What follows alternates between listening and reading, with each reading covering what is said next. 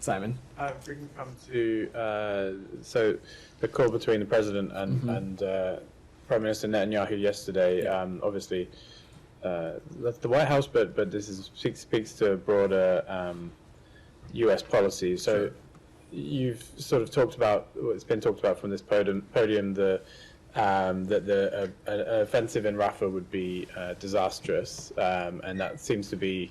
The warning is made even more strongly on this call yesterday, but Prime Minister Netanyahu has said today they're determined to complete an elimination of the Hamas battalions in Rafah. There's no way to do that except by going in on the ground. So, do you have any response to basically this pushback to what U.S. government is trying to tell the Israelis? It should come as no surprise that when it comes to this, we are just squarely in a different place and have a different viewpoint than our Israeli partners. You saw National Security Advisor Sullivan speak about this a little bit yesterday.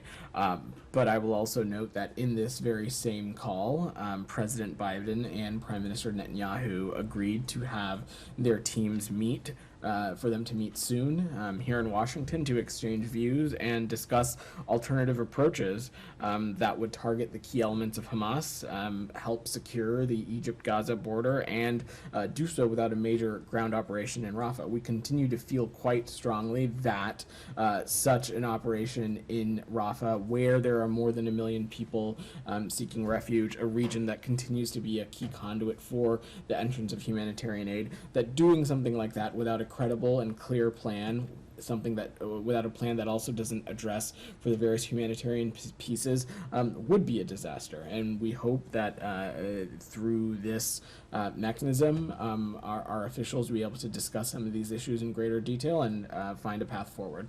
So in that mechanism, there will be what you're saying is the U.S. will have some suggestions of how basically Netanyahu is saying it's not possible to do it without a ground operation.